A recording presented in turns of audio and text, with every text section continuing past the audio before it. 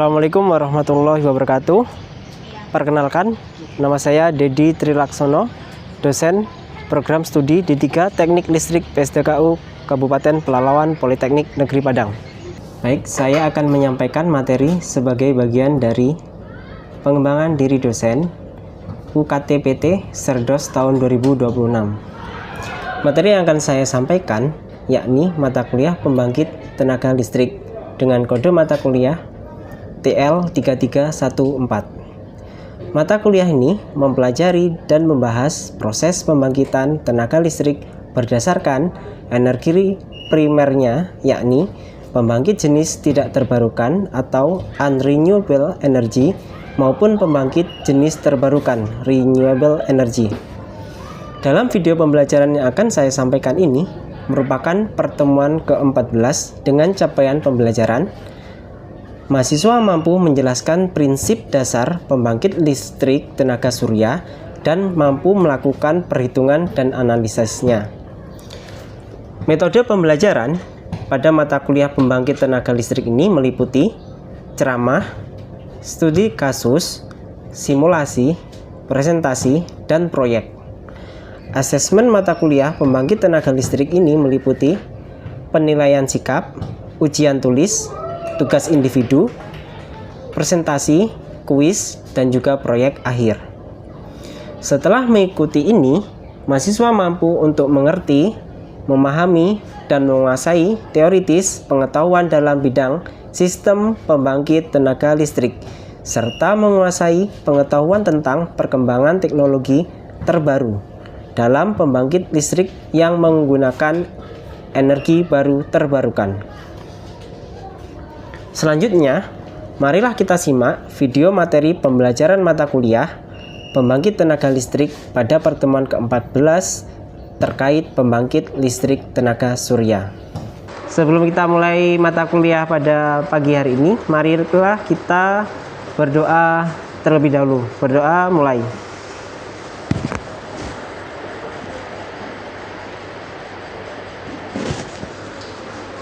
Berdoa selesai. Saya awali dulu. Assalamualaikum warahmatullahi wabarakatuh. Oke, bagaimana kabarnya hari ini anak-anak? Alhamdulillah baik ya. Di kelas kita di pagi hari ini di mata kuliah pembangkit tenaga listrik kita akan membahas materi lanjutan yaitu terkait pembangkit listrik tenaga surya atau PLTS. Di dalam materi ini kita akan membahas beberapa hal ataupun tujuan dari pembelajaran kita pada pagi hari ini adalah yang pertama, kita akan mengenal apa itu PLTS, solar thermal, PV ataupun sistem PLTS. Selanjutnya bagaimana komponen PLTS itu sendiri, apa saja. Kemudian bagaimana potensi tenaga surya yang mana kita akan mengaplikasikan di Kabupaten Pelalawan, dan juga bagaimana desain PLTS-nya. Nah, sebelum kita melangkah lebih jauh, ada yang pernah tahu PLTS itu? Belum. Ada yang udah pernah nampak wujudnya seperti apa? Udah. Apa yang biasanya diketahui dari PLTS itu? Yang paling nampak? Panel surya, ya kan? Dia itu bisa bekerja, bisa menghasilkan listrik ketika ada cahaya matahari gitu. Nah, dalam hal ini klasifikasi PLTS ada dua jenis. Yang pertama, bagaimana itu memanfaatkan thermal dari energi surya atau matahari. Yang selanjutnya berdasarkan photovoltaik atau memanfaatkan cahaya matahari. Jadi jangan sampai keliru ya. Kalau untuk yang memanfaatkan thermal, dia memanfaatkan panasnya. Jadi panasnya diambil untuk diubah menjadi energi listrik. Selanjutnya kalau untuk photovoltaik, dia mengambil cahaya matahari untuk dikonversi menjadi energi listrik. Itu perbedaannya. Nah, ini gambarannya. Kalau untuk energi surya thermal itu memanfaatkan kaca yang diarahkan pada satu titik. Pada gambar pertama ini ya, di mana satu titik itu ada pada menara. Di situ ada menara garam, ada terdapat garam-garam yang mana bisa menjadi penyalur termalnya, penyalur panasnya untuk bisa panasnya dikirim ke boiler gitu. Dan selanjutnya untuk yang photovoltaik ini dia memanfaatkan cahaya matahari. Bagaimana cahaya itu diterima oleh panel surya, terus dari situ ada pergerakan elektron-elektron yang menghasilkan energi listrik DC. Bagaimana dengan sistem PLTS-nya? Nah, barangkali yang pernah datang ke area-area PLTS, itu area di perumahan atau di industri, itu ada paling tidak ada 3 ya untuk sistem PLTS-nya. Yang pertama yaitu sistem off grid. Off grid ini berarti namanya off grid, dia tidak bergabung ke gridnya, tidak bergabung ke jaringan atau off, atau dia bisa dikatakan berdiri sendiri, betul sekali, di mana dia memproduksi listrik untuk kebutuhannya sendiri, tidak dikirim ke jaringan, ke PLN seperti itu. Jadi dia lebih sering dia memanfaatkan yang namanya baterai. Makanya kalau kita lihat di sistem PLTS off grid ada battery banknya, ada aki atau pakai baterai itu. Kemudian pakai inverter. Nanti akan kita bahas lebih lanjut. Kemudian ada sistem on grid. Nah, berbeda dengan off grid. Kalau on grid berarti dia bergabung dengan jaringan. Si pembangkit PLTS ini selain menghasilkan listrik untuk kebutuhannya sendiri, dia juga mengirim ke utility gridnya atau ke jaringannya. Biasanya dia memiliki KWH khusus, dan biasanya kalau untuk saat ini itu KWH-nya memang sudah bawaan dari PLN atau sudah berstandar PLN. Biasanya kalau kita mau mengajukan on grid, kita harus jauh-jauh hari mengajukan ke PLN dulu, terkait ketersediaan di area, terus ketersediaan kuotanya gitu. Kemudian yang ketiga yaitu sistem hybrid. Namanya saja udah hybrid ya. Berarti hybrid itu kombinasi, bisa separuh-separuh. Kombinasi bisa on grid dengan off grid, atau bisa juga kombinasi PLTS dengan sumber energi listrik lainnya. Itu bisa dari genset, bisa dari PLTB ataupun yang lainnya. Nah, apa saja komponen PLTS? Nah, dari gambar ini ada yang tahu? Ini gambar apa? Angkat tangan siapa yang tahu barangkali? Arif, silakan Arif. Ini gambar apa Arif? SCC atau Solar Charge Controller. Ada lagi ini, kalau dilihat ini saja yang nggak ada namanya ya. Kalau yang lain sudah ada namanya ya. Ada solar panel, ada battery, ada inverter, ada beban, dan juga ke beban DC ataupun ke beban lainnya. Khusus untuk beban kayak di laptop, AC, mesin cuci, ini kita butuh yang namanya inverter, karena energi listrik yang dihasilkan oleh PLTS ini masih DC. Kita butuh AC, maka kita butuh perangkat inverter. Bagaimana dengan jenis panel suryanya? Sebenarnya ada beragam, ada kurang lebih 5 ya. Tapi setidaknya yang kita perlu ketahui yaitu ada 2 macam yang beredar di pasaran. Kita bisa beli yang jenisnya monokristalin, atau kita bisa beli yang jenisnya polikristalin, yang mana masing-masing memiliki spesifikasi yang berbeda. Yang mana kalau monokristalin ini terbuat dari struktur kristal tunggal. Namanya saja sudah mono ya. Mono itu tunggal ya. Di sini efisiensinya yang lebih baik daripada poli. Di sini yang mono itu efisiensinya sampai maksimal 22%. Ada penampilannya warnanya gelap, terus efisiensinya tinggi, kekurangannya lebih mahal. Lebih mahal dibandingkan yang poli. Tapi kalau untuk saat ini walaupun lebih mahal, terpautnya udah nggak terlalu banyak ya. Selanjutnya polikristalin. Perbedaan signifikan antara mono sama poli adalah terletak pada efisiensinya. Efisiensi polikristalin itu berkisar sampai maksimal 18%. Jadi kalau kita dipilih nih untuk membeli, akan lebih bagus beli yang 22%, yaitu monokristalin. Tapi kalau budget kita cukupnya poli, ya nggak apa-apa, kita beli yang poli gitu. Nah, ini gambarannya antara monokristalin sama poli. Kalau poli dia lebih ada apa ya, corak-coraknya ya, kayak keramik gitu ya. Dan warnanya ada warna biru navy. Kemudian kalau mono dia lebih legam, hitam dan lebih seragam. Selanjutnya solar charge controller.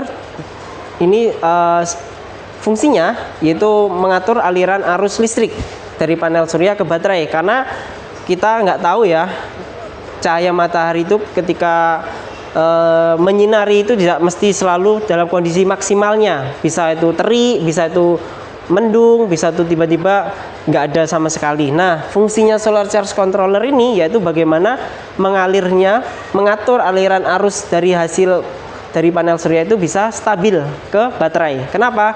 Baterai ataupun aki itu sangat sensitif, rentan terhadap naik turunnya arus. Jadi distabilkan menggunakan solar charge controller ini.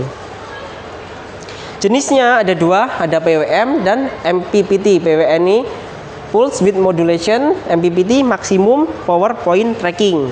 Yang model teknologi lama atau masih model awal itu kita pakai PWM.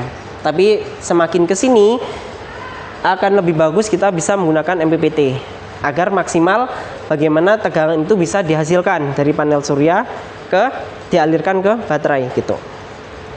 Ini tampilan produknya untuk PWM, lebih kecil dan lebih sederhana. Ini MPPT lebih besar, lebih compact dan lebih banyak macamnya. Selanjutnya baterai aki. Nah, baterai aki ini suatu hal yang penting dalam PLTS ya, karena kalau malam hari tentu PLTS tidak memproduksi listrik. Kita menggantungkan penyimpanan energi listrik di baterai. Ada beberapa jenis baterai, ada yang layak untuk kita pakai PLTS ataupun yang kurang layak. Nah, untuk yang pertama lead acid battery, atau ada dua jenis, fluided lead acid sama seal lead acid. Kalau fluided ini istilahnya kalau kita bahasanya itu aki basah ya. Fluided itu aki basah, untuk seal ini aki kering. Jadi sebenarnya aki basah, aki kering itu sebenarnya sama. Cuman bedanya fluided ini kita harus melakukan perawatan, kita isi airnya kalau berkurang gitu. Kalau seal dia itu aki sudah paten ya, nggak bisa kita isi ulang. Tapi sebenarnya sama juga isinya dalamnya. Bedanya cuman di maintenance sama no maintenance. Selanjutnya inverter ya. Kalau kita tahu perangkat elektronik yang di rumah kita menggunakan perangkat dengan tegangan AC. Sedangkan PLTS ini kita simpan baterainya, energinya itu dalam bentuk DC. Maka kita butuh perangkat untuk mengubah DC ke AC. Nah, maka kita perlu inverter ini. Bagaimana dia mengubah DC ke AC. Nah, di sini kita akan mengetahui juga ternyata inverter itu juga dibagi beberapa macam. Ada yang tahu? Nah, ini ada tiga ya. Square wave, modified sine wave, sama pure sine wave. Yang paling bagus yang mendekati dengan sinyal AC aslinya itu yang pure sine wave gitu. Selanjutnya ada circuit breaker dan SPD. Circuit breaker ini sebagai pengaman apabila ada suatu gangguan ataupun suatu konsleting pada PLTS. Kemudian ada SPD, Surge Protection Device. Ini untuk memproteksi terhadap adanya bahaya petir. Ini untuk tampilan gambarnya. Kita melanjutkan ya, bagaimana potensi tenaga surya contohnya di Pelalawan. Ini untuk implementasinya ya, bagaimana langkah-langkah kita mulai membangun PLTS itu sendiri. Yang pertama yaitu menentukan lokasi. Ini perlu penting karena yang kita cari adalah bagaimana cahaya matahari itu bisa bersinar sepanjang hari tanpa tertutupi bangunan ataupun benda-benda yang lebih tinggi gitu. Maka kita perlu menentukan melihat lokasinya. Bisa kita survei, bisa kita lihat dari Google Map gitu.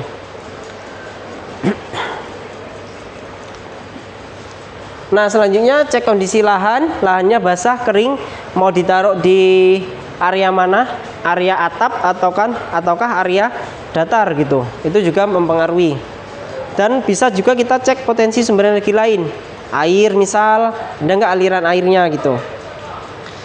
Bagaimana mengecek potensi lokasi kita bisa menggunakan bantuan Global Solar Atlas.info ini. Kita sesuaikan di titik lokasinya dengan titik yang akan kita bangun gitu. Kita bisa melihat berapa paparan cahaya matahari sepanjang tahun menurut data website ini gitu. Kemudian kita perlu menghitung kebutuhan listriknya. Yang paling wajib itu kebutuhan listrik harian. Karena harian itu untuk menentukan berapa baterai yang akan kita gunakan, spesifikasinya, terus berapa kapasitas panel surya yang akan kita bangun. Selanjutnya untuk kebutuhan listrik. Ini kita harus memperkirakan, menulis dulu kebutuhan beban kita seberapa banyak dan kita hitung. Yang paling wajib itu kebutuhan listrik harian. Nanti kalau mingguan ataupun bulanan atau tahunan itu kita tinggal mengkalikan saja gitu. Bagaimana cara menghitungnya? Nah, ini ada contohnya. Misal di rumah kita ada lampu luar, lampu dalam, sama ada kipas. Yang masing-masing lampu luar ada 2 buah dengan kapasitas 40 watt. Maka akan kita kalikan berapa dia nyala dalam 1 hari. Misal dalam 1 hari nyalanya 12 jam, maka 40 watt dikalikan 12 jam, yaitu 960 watt hour. Kemudian untuk lampu dalam, misal ada 4 buah dengan kapasitas 30 watt dan diperkirakan nyalanya dalam 1 hari itu 7 jam. Kita kalikan saja, totalnya 840 watt hour. Adapun ada kipas, ada 4 buah, 150 watt, menyala 7 jam, totalnya 4200 watt hour. Jadi totalnya semuanya kita jumlahkan, ketemulah 6000 watt hour. Ini adalah kebutuhan listrik yang harus kita penuhi melalui PLTS. Kita pilih sistemnya, pakai sistem off grid, on grid atau hybrid. Paling mudah kita pakai yang off grid. Nah, kalau sistem off grid, kita juga wajib untuk menentukan jumlah hari cadangan atau day of autonomy. Maksudnya apa? Barangkali kita nggak pernah tahu, tiba-tiba seharian nggak ada matahari, mendung atau hujan. Nah, kita antisipasi dengan adanya fenomena itu dengan istilahnya day of autonomy. Kita bisa memperkirakan tidak ada panas matahari itu selama berapa hari berturut-turut, bisa 1 hari, 2 hari, 3 hari. Ini tergantung kita yang sebagai perancangnya atau perencananya gitu. Ada on grid, kita bisa cek kondisi jaringan listrik PLN dan juga perizinannya. Untuk hybridnya, kita cari sumber energi yang bisa kita manfaatkan untuk energi listrik. Bagaimana dengan perhitungan panel suryanya atau perhitungan fotovoltaiknya? Total kapasitasnya kita bisa menghitung daya sama dengan kebutuhan energi dibagi peak sun hour. Kebutuhan energi ini total yang kita hitung tadi di awal ya, ada 6000 watt hour. Kemudian ada peak sun hour. Peak sun hour ini adalah seberapa terik matahari itu bersinar, seberapa lama, berapa jam dia maksimal bersinar. Kalau di Indonesia rentangnya 4 sampai 5. Kita bisa pilih 4 atau kita optimis bisa kita pilih yang 5. Itu tergantung kita lagi. Lebih bagus kita buat 4 ya, biar kita mendapatkan hasil yang maksimal. Jadi 6000 dibagi 4 jam, nanti bisa ketemu. Bagaimana jumlah PV-nya? Nah, setelah menentukan daya PV, kita cari jumlah PV-nya. Jadi kita misal mau beli berapa panel surya dengan kapasitas berapa, itu bisa kita hitung dengan daya dibagi kapasitas.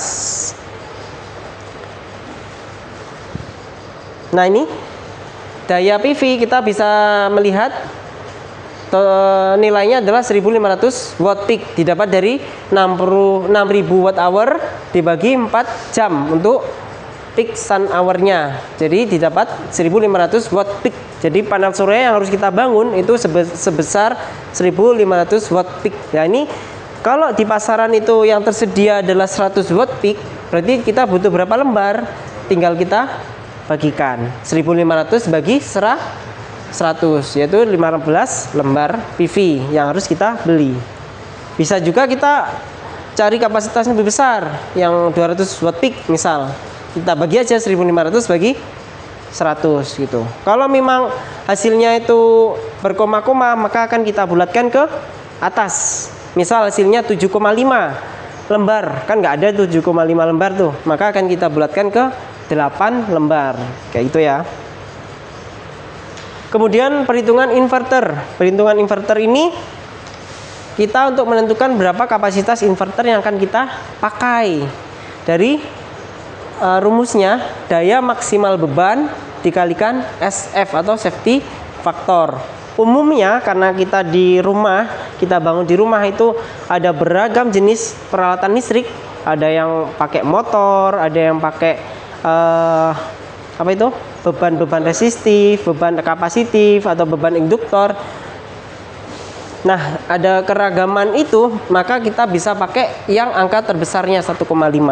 Tapi misal kalau di rumah kita hanya menggunakan lampu pijar, setrika, yang panas-panas, magicom, dispenser, kita bisa pakai angka 1 untuk safety factornya gitu.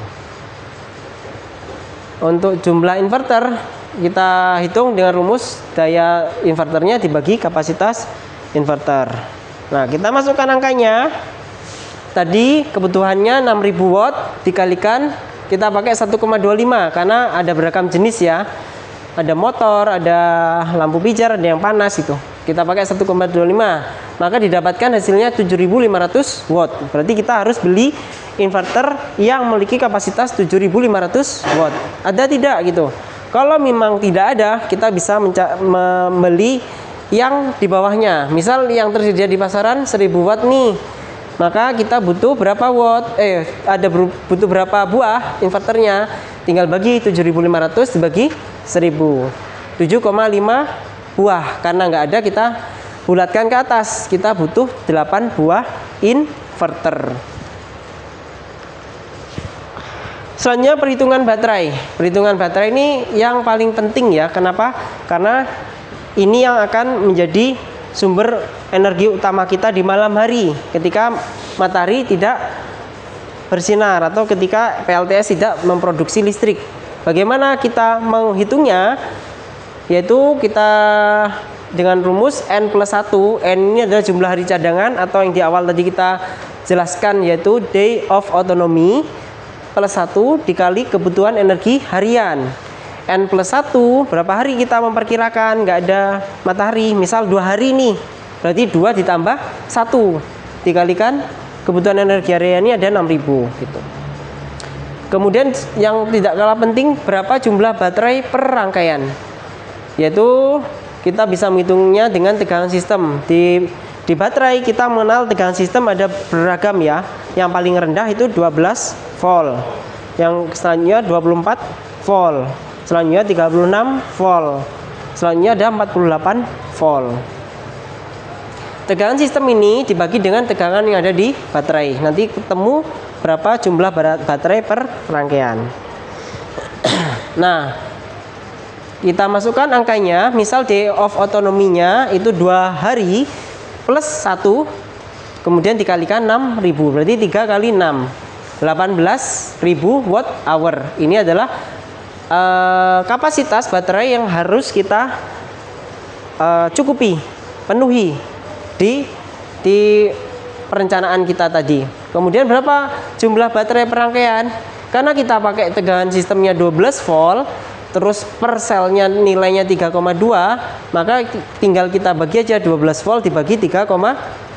Maka jumlah baterai perangkaian adalah 3,75 atau kita bulatkan ke 4. Berarti 4 kali 3,2 kurang lebih 12,8an ya. Gitu. Kemudian perhitungan baterai. Kebutuhan energi baterai dibagi tegangan sistem kali kapasitas baterai kali depth of discharge. Ini perlu karena kita untuk mengetahui berapa kemampuan baterai dalam yang bisa kita serap energinya. Kalau misal kita pakai LiFePO 4 atau lithium ion, maka depth of discharge-nya kita bisa tulis 80%. Karena kita dipakai tegangan sistem 12 volt, kita tulis 12 volt. Sama kapasitas baterai. Tadi sudah tertera ya. Nah, kita masukkan angkanya. Tadi itu kebutuhan energi baterainya 18.000, terus tegangan sistemnya 12 volt. Per baterai itu memiliki kapasitas 100 ampere hour dengan depth of discharge-nya 80%. Maka jumlah rangkaiannya yaitu 18,75 rangkaian, atau kita bulatkan menjadi 19 rangkaian baterai gitu. Kemudian berapa jumlah baterai totalnya? Kita bisa kalikan 19 kali 4. 19 rangkaian kali 4 atau totalnya adalah 76 baterai gitu. Kemudian untuk bisa apakah perencanaan yang kita lakukan tadi itu sudah maksimal, kita bisa melakukan simulasi terlebih dahulu. Simulasi yang paling umum kita bisa pakai PVSys, software PVSys, atau yang kedua kita bisa pakai Hummer. Kalau pakai PVSys kita bisa menggunakan sistem off grid, on grid ataupun hybrid. Untuk hybrid ini hanya dengan PLN ya. Sedangkan kalau untuk Hummer kita bisa off grid, on grid ataupun hybrid. Hybridnya ini bisa dengan energi yang lain, bisa PLTB, bisa PLTA gitu. Seperti itu. Nah, ada yang ingin ditanyakan terkait materi kita hari ini?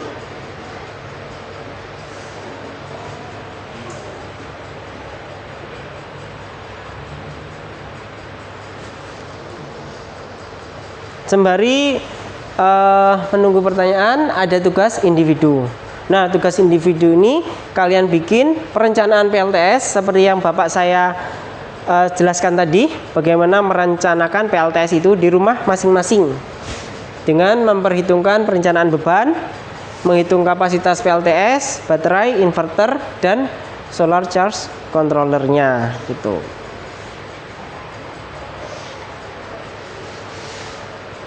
Apakah sudah paham terkait materi hari ini? Sudah. Jika sudah, maka Bapak akhiri, kita ketemu lagi minggu depan. Jangan lupa tugasnya dikerjakan. Bapak akhiri, assalamualaikum warahmatullahi wabarakatuh. Demikianlah video pembelajaran pada pengembangan diri dosen UKT PT Serdos tahun 2026. Dari saya, Dedi Trilaksono, program studi D3 Teknik Listrik PSDKU Pelalawan, jurusan Teknik Elektro, Politeknik Negeri Padang. Saya ucapkan terima kasih dan mohon maaf apabila ada salah dan kurang kata. Wassalamualaikum warahmatullahi wabarakatuh.